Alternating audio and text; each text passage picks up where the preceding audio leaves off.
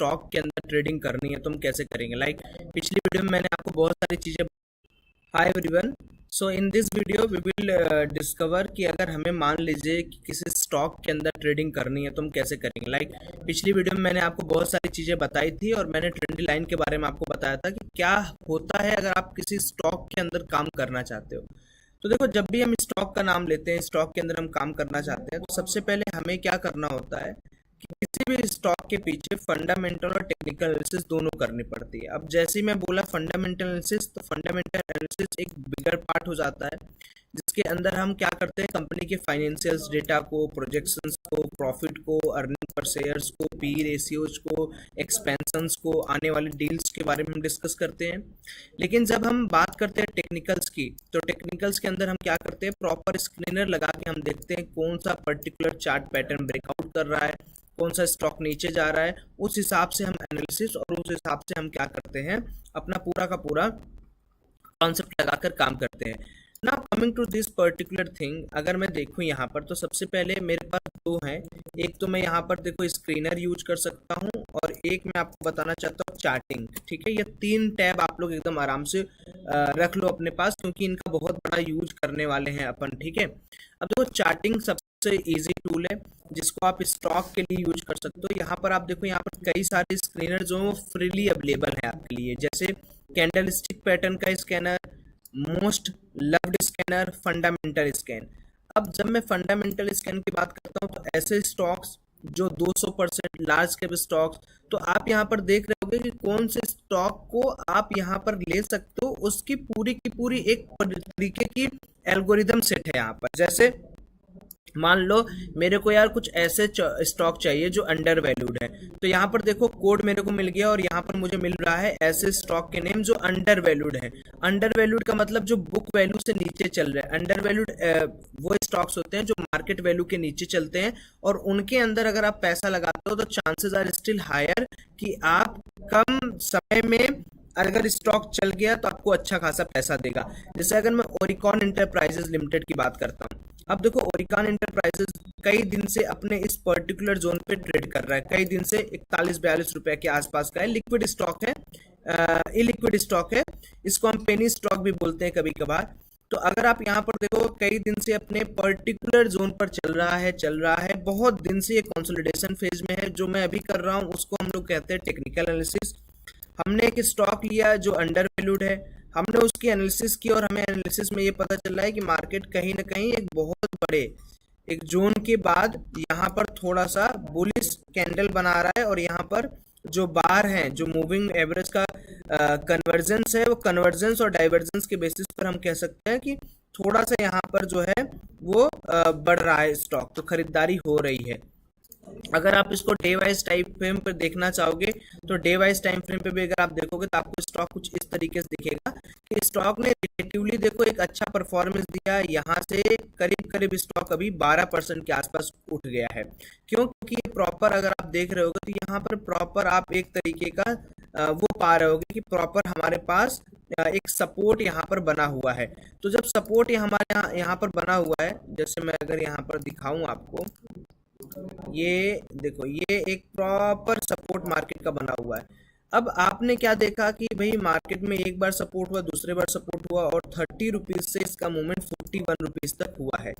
तो बेसिकली क्या होता है कि जब भी हम स्क्रीनर यूज करते हैं तो हमें अच्छे अच्छे स्टॉक यहाँ पर मिल जाते हैं। जैसे मैं अगर दूसरा एग्जांपल ले लेता हूँ, लेट सपोज एलसीसी की बात कर रहा हूँ, ये तो मान लो एकदम खराब स्टॉक हो गया है। 2 रुपए वाले स्टॉक तो टच भी नहीं करने हैं आपको, ये भी बहुत खराब स्टॉक हो गया है। स्टॉक वही लेना है यार जो 40-50 रुपए के ऊपर चल रहे हैं। अगर आप मिड कैप की बात करो, मिड कैप में अगर आप पैसा कमाना चाहते हो तो शिपिंग कॉर्पोरेशन ऑफ इंडिया, इसको भी एक बार देख लेते हैं। ये काफी अच्छा स्टॉक दिख रहा है मुझे, तो चलो इसकी एक बार एनालिसिस कर लेते हैं। अब आप इसकी एनालिसिस करोगे तो बायर काफी दिन से इसमें मजबूती से काम कर रहे हैं, बट चूंकि ये बहुत ज्यादा वोलेटाइल स्टॉक है तो मार्केट के अंदर पंपिंग डंपिंग का सिनेरियो चलता रहता है। होता क्या है ना कि जब आप अंडर वैल्यूड स्टॉक में जाते हो तो स्टॉक जो खराब होते हैं बेसिकली आप देखोगे उन्हीं का रेफरेंस यहाँ पर दिया रहता है, और जो चांसेस है आप पैसा लूज करो वो ज्यादा यहाँ पर बढ़ने लगता है। अब मैं थोड़ा सा यहाँ पर दूसरे टर्म्स पर भी बातचीत करूंगा। देखो इसको मैं डार्क कर दिया। अब मैं दूसरे टर्म पे बात करूंगा। मान लो कि मेरे को चाहिए इंट्राडे स्टॉक, जैसे हम लोग को आज की वीडियो में हम लोग को क्या सीखना है कि हमें इंट्राडे स्टॉक कैसे मिले। तो देखो इंट्राडे स्टॉक के लिए आप यहाँ पर देख रहे हो एफएनओ स्टॉक्स का एक सेगमेंट बना हुआ है, ठीक है। यहाँ पर आप देख रहे हो कि बाई 100% एक्यूरेसी, 100% नाम की चीज तो होती नहीं है, बट अब इन्होंने लिखा है तो लिखने पे मत जाना, ऐसा नहीं है कि 100% चलेगा ही। इसमें भी आप लॉस कर सकते हो। कभी भी अंधा विश्वास नहीं करना है किसी भी सॉफ्टवेयर पे, किसी भी स्क्रीनर पे, क्योंकि 100% देखो जैसा कुछ होता नहीं है, ठीक है। तो यहाँ पर लिखा है by 100% accuracy morning scanner scan 9:30 और एफएनओ स्टॉक बुलिश ट्रेंड जिनका है उनका। तो मान लो मैं क्या करता हूँ, इस पर क्लिक कर देता हूँ, क्योंकि आज तो मार्केट बंद है, आज तो मुझे कुछ मिलेगा नहीं, तो प्रीवियस वाला दिख रहा है। जैसे मान लो यहाँ पर आईसीआईसीआई जीआई का मेरे पास स्टॉक है। अब देखो अगर आप कल का इसका चार्ट देखोगे तो कल मार्केट ने खूब अच्छा मूवमेंट दिया 9:15 से। तो अगर आप स्क्रीनर यूज करते हो तो there is a high chances कि आप स्क्रीनर के साथ ये सारे मूवमेंट यहाँ पर पकड़ लोगे। अब मूवमेंट पकड़ने के लिए आप क्या कर सकते हो, सेम एक काम कर सकते हो कि अपने चार्ट पर जाओ, आईसीआईसीआई मान लो मैं इसको लिख दिया। अब मान लो कि मैं यहाँ पर एनालिसिस करना चाह रहा हूँ, तो देखो आराम से आप देखोगे तो 15 मिनट के चार्ट पर आपको कई दिन से मार्केट यहाँ पर एक सपोर्ट लेते हुए दिख रहा है, कई दिन से, ठीक है। आप फंडामेंटली पहले देख लो कि स्टॉक आपके स्क्रीनर में आ गया है। अगर स्क्रीनर में आ गया है तो आप देखोगे तो कई दिन से मार्केट यहाँ पर सपोर्ट लिया, सपोर्ट लेने के बाद मार्केट ऊपर उठा और फाइनली कल के दिन इसने रेजिस्टेंस को क्लियर किया। तो जब रेजिस्टेंस को क्लियर भी कर दिया तो इसके अंदर अभी जो मोमेंटम पिकअप करने के लिए बाकी है वो आप कह सकते हो कि ऑलरेडी ये अपने हाई पर चल रहा है, ठीक है। हाई पर अपने चल रहा है, तो यहाँ से स्टॉक कई बार गिरा, कई बार उठा, और बार बार हाई लगाने पर मोमेंटम क्या होता है इस स्टॉक का, वो धीरे धीरे गिरता है। जैसे यहाँ पर देखोगे टॉप हाई के बाद काफी गिरा था, फिर यहाँ पर देखोगे तो रिसेंट से उठा है। तो अगर मार्केट इसको सस्टेन करता है जो प्रीवियस हाई है, तो आप अपवर्ड टारगेट और यहाँ पर देख सकते हो। This is not any type of call and tips और recommendation, just you need to observe the patterns. मैं पैटर्न्स किस तरीके से यूज कर रहा हूँ। नाउ द थिंग इज कि बहुत सारे लोग मुझसे पूछते हैं कि अगर मैं किसी भी पर्टिकुलर स्क्रीनर को यूज करना चाहूँ और अगर मैं स्टॉक्स एफएनओ करूँ तो मुझे क्या इंडिकेटर्स यहाँ पर रखने चाहिए, राइट।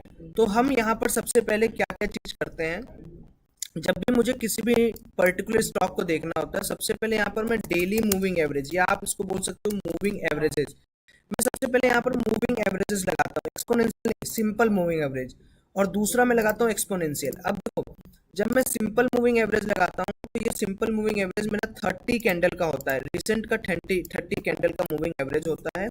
और इसका कलर वगैरह मैं थोड़ा सा स्टाइलिंग वगैरह चेंज कर दे रहा हूँ, राइट। अगर आप देखोगे तो ये मैंने चेंज करके इसको थोड़ा सा मैं क्या करता हूँ, मोटा कर देता हूँ, ठीक है। ये हो गया 30। And secondly what I did, मैं एक ईएमए लगाता हूँ, exponential moving average that adjust automatically with the market structure, 45 का 45 डेज का मैं यहाँ पर एक मूविंग एवरेज लगाता हूँ, ठीक है। कॉन्साइड करते हैं बेसिकली ये। तो अब यहाँ पर देखो ये दो चीजें आपके लिए क्या हो गई, ये एक ट्रेंड के लिए, पॉजिटिव ट्रेंड कहाँ है, निगेटिव ट्रेंड कहाँ है। डेली मूविंग एवरेज का काम यह है कि 30 कैंडल्स के आपके पास मूविंग एवरेज बताता है, और ईएम में अगर कोई भी छोटा मोटा फ्लक्चुएशन आता है तो इट मीन्स दैट। तो अगर आप देखोगे तो मैंने एक 45 डेज का ईएमए लगाया है और एक 30 डेज का मूविंग एवरेज। नाउ एंट्री किस पर्टिकुलर ईएमए प्ले, तो very simple EMA that is EMA 9, आप सिंपल इस पे कर सकते हो, 9 ईएमए पे आप एंट्री ले सकते हो, राइट। अगर मान लो कि बार बार 9 ईएमए के आसपास आ रहा है तो आप यहाँ पर सपोर्ट ले सकते हो। इंपॉर्टेंट चीज क्या है, इंपॉर्टेंट चीज ये है कि ड्यूरिंग स्टॉक एनालिसिस आप जब भी, जैसे मान लो मेरे को कल स्टॉक के अंदर पैसा लगाना है, लेट सपोज मुझे कल स्टॉक के अंदर पैसा लगाना है, मैं देखना चाहता हूँ इंडसइंड बैंक मेरे लिए कल काम करेगा नहीं करेगा, तो सबसे पहले मैं क्या करूँगा पता है, मैं सबसे पहला काम करूंगा, मैं डे वाइज टाइम फ्रेम पे एनालिसिस करूंगा स्टॉक के बारे में। डे वाइज टाइम फ्रेम पे मेरे को क्या दिख रहा है कि हाँ यार ठीक है, मार्केट के अंदर कहीं ना कहीं मार्केट के अंदर बुलिश मोमेंटम है, मोमेंटम के साथ मार्केट ऊपर जा रहा है। दूसरी चीज क्या है कि मार्केट ने करीब जो टॉप बना था, टॉप से मार्केट एटलीस्ट देखोगे तो 15% डाउन है, और मार्केट एक जगह बहुत अच्छा कंसोलिडेशन फेज में आ गया। यही यही चीज आपको करनी है। और मार्केट कई दिन से मार्केट क्या कर रहा है, ऊपर जा रहा है, फिर नीचे आ रहा है, ठीक है, फिर ऊपर जा रहा है, फिर नीचे आ रहा है, ठीक है, फिर ऊपर गया। तो मार्केट यहाँ पर देखोगे एक बिग डब्ल्यू या कह लो कि मल्टीपल टाइम सपोर्ट ले रहा, और जो सपोर्ट लाइन का ब्रेकआउट है, यानी अगर मार्केट कल के दिन 15,078 को ब्रेकआउट करता है तो I will be long with the target of कितना। अब देखो टारगेट निकालना बहुत सिंपल है, कैसे निकालते हैं वो एक बार आप देख लो, ठीक है। देखो यहां से यहां तक मार्केट गिरा कितना, 263 पॉइंट। अब मार्केट यहां से यहां तो उठ भी तो गया है, ठीक है। If you can notice this particular thing, यहां से यहां उठा कितना 125, और बचेगा टारगेट कितना, अगर ब्रेकआउट करता है तो हमारा टारगेट 1692 रुपए के आसपास होगा। So this is the simple concept जहां पर आप इस पर्टिकुलर चीज को देख सकते हो। If you want to invest in stock for swing trading, intraday purpose, FnO purpose. Now the second thing is कि व्हाई वी नीड स्क्रीनर। मान लो मेरे को शॉर्ट टर्म ना करके 30 दिन तक किसी पर्टिकुलर चीज के स्टॉक को लेना है, तो सबसे पहले हम क्या करेंगे, किसी भी पर्टिकुलर बैंक के मार्केट कैप को समझेंगे। मार्केट कैप कितना है, बुक रेस स्टॉक का पी क्या है। जनरली जब भी किसी स्टॉक का पी 20 के नीचे होता है तो हम उसको बहुत अच्छा स्टॉक मानते हैं। पी का मतलब होता है प्राइस टू अर्निंग रेशियो। उसके बाद आरओई होता है रिटर्न ऑन इक्विटी, और फेस वैल्यू, किस फेस वैल्यू पे स्टॉक स्प्लिट है, डिविडेंड यील्ड कितना दे रहा है, हाई लो कितना है। अब अगर मान लो मेरे को आईसीआईसीआई बैंक लंबे समय तक लेना है, तो सबसे पहले मैं क्या करूंगा, पहला फैक्टर दूंगा कि हाँ भाई स्टॉक पी इसका अच्छा है, ठीक। दूसरा मैं जाऊंगा इसके प्रॉफिट एंड लॉस स्टेटमेंट में। अब देखो कोई भी स्टॉक अगर आप लंबे समय तक होल्ड करना चाह रहे हो तो वो स्टॉक तभी आप होल्ड कर सकते हो जब उस स्टॉक के अंदर धंधा हो। धंधा इन द सेंस वो स्टॉक कमा रही है कि नहीं। तो खास करके जब हम बैंकिंग सेक्टर्स के अंदर बात करते हैं तो बैंकिंग सेक्टर्स के अंदर रिटर्न ऑन एसेट देखना बहुत इंपॉर्टेंट होता है। और साथ ही साथ में अगर आप बैंकिंग सेक्टर के अलावा कहीं जा रहे हो, अब देखो बैंकिंग सेक्टर के अंदर आप ये नहीं देख सकते कि मार्केट के अंदर कितना प्रॉफिट कितना लॉस है, क्योंकि बहुत वोलेटाइल कंपोनेंट है। कभी लोन जो है वो पास हुआ, कभी लोन नहीं गया, कभी लोन आया, कभी एनपीएस बढ़ गए घट गए। जैसे अभी एचडीएफसी बैंक एक्सपेंशन कर रहा है, पहले उनका था कि वो 5 किलोमीटर के रेंज में एक्सपेंड करेंगे, अब वो क्या कर रहे हैं, वो 1 किलोमीटर के रेंज में एक्सपेंड कर रहे हैं। So time to time banking sector का परफॉर्मेंस ऊपर नीचे होता रहता है, ठीक है। तो बेसिकली वही है कि अगर आप किसी भी बैंकिंग स्टॉक को देख रहे हो, सबसे पहले आपको क्या देखना है कि भाई हमारा पर क्वार्टर ऑन क्वार्टर बेसिस है, ईयर ऑन ईयर बेसिस फायदे में है या नहीं। तो आप देखोगे कि कंपनी का जो प्रॉफिटेबिलिटी है या जो कंपनी की कमाने की स्ट्रक्चर है, ऐसा नहीं है कि बहुत ज्यादा कम है, कंपनी कमा तो रही है, वो दिख रहा है कि हाँ भाई ठीक है कंपनी कमा रहा है। अब टीटीएम का मतलब है कि हम टिल मार्केट के अंदर कब तक देखना चाहते हैं, मतलब जैसे एक क्वार्टर ऑन क्वार्टर बेसिस हो गया, एक मंथ ऑन बेसिस हो गया। जब टीटीएम की बात आती है इसका मतलब हम साल दर साल का यहाँ पर देखना चाह रहे हैं। हमारा इंटरेस्ट कहाँ है, हमारा इंटरेस्ट है कि साल में कितना ये प्रॉफिट किया। आज से मैं 1 साल पहले, जैसे आज आप देख रहे हो, आज से ये बदलता रहता वैल्यू, क्योंकि जब मैं बैठा हूं जहां पर आज मैं बैठा हूं उसके पहले मुझे जानना है। टीटीएम का मतलब ये हो गया। तो अगर आप देखोगे तो मार्च के महीने में 95,000 का रेवेन्यू था, इंटरेस्ट इतना था, एक्सपेंसेस इतना था, फाइनेंशियल प्रॉफिट के अंदर लॉस है, और टोटल अगर हम लोग बात करें नेट प्रॉफिट का तो नेट प्रॉफिट कंटिन्यू बढ़ रहा है। तो इसका मतलब ये है कि कंपनी कुछ ना कुछ तो काम कर रही है, बैंकिंग सेक्टर के अंदर कुछ ना कुछ तो काम हो रहा है, पैसा मतलब कमा रही है, ऐसा नहीं कि पैसा नहीं कमा रही है। तो ओवरऑल क्या है कि आईसीआईसीआई बैंक अच्छा है। कई स्टॉक ऐसे होते हैं ना जो आप ले तो लेते हो लेकिन उनका काम खराब होता है। अब जो ट्रेंडी लाइन है वो इस काम को और आसान करता है। जैसे आईसीआईसीआई बैंक का ही मैं यहाँ पर डाल देता हूँ।